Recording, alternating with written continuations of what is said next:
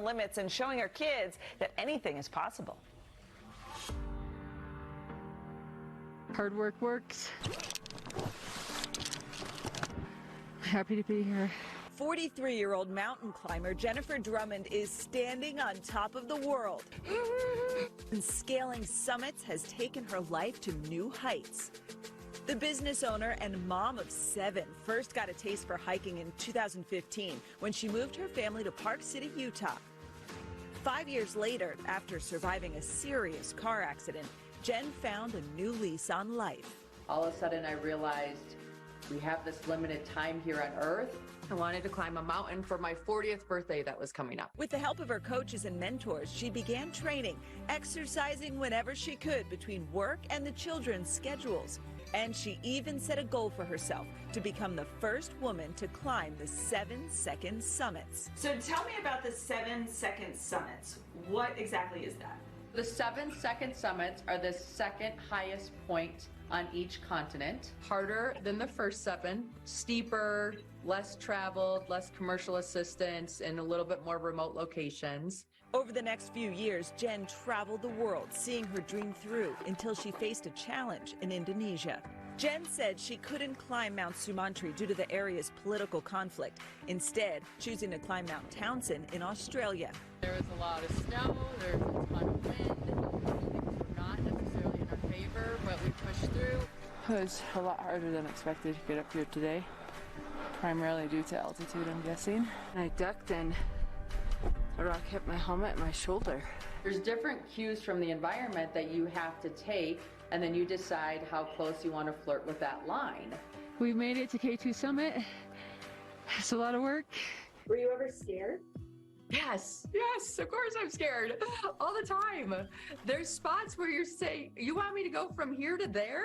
I don't have wings. Like, I have to use my feet to get from here to there. If I'm super scared, I'll channel one of my children. They don't have fear for some reason. The mom and mountaineer channeling and thinking of her family every step of the way. We'd make little gummy bear snacks for me to take with. The red gummy bears, anytime I ate one of those, that means I was getting love from my family. The white book gummy bears were courage. Jenn completed her most recent venture in June, tackling Canada's Mount Logan. We're moving up the mountain, and you just feel humbled by the power of life and the fact that it wasn't me that summited, it was all of us that summited. Every single person that was cheering me on from wherever they were in the world, and just knowing that I am signifying what's capable and what's possible for all of us. Back at home, Jenn uses her climbing experience to help others move their own mountains. How do you get your kids to kind of get over the hurdles that they're going through? We have the term in our house, what's your Everest? And so when my kids are going through a really hard time, they'll be like, Mom, I have an Everest right now. I'm like, okay, so let's break it down, because you climb a mountain one step at a time.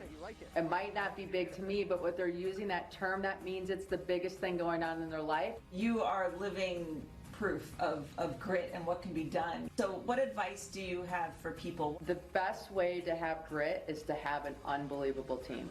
To share and communicate what you're going through, what you're doing, what you desire, because that cues the people around you how to support you. The more that you can be true to yourself and communicate that truth, the more the universe can provide the people that you need to make the thing happen.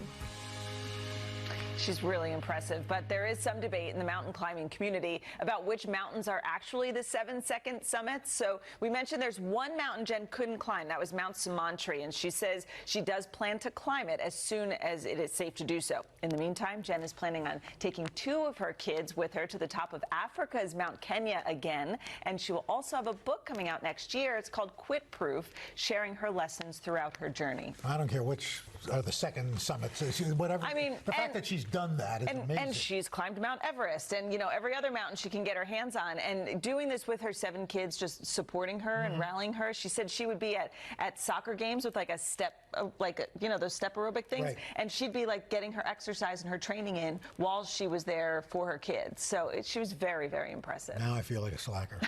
Not you. You can't feel like a slacker amazing. either. I do. Unbelievable. That's incredible. And you are no slacker. Coming up next, time for a little...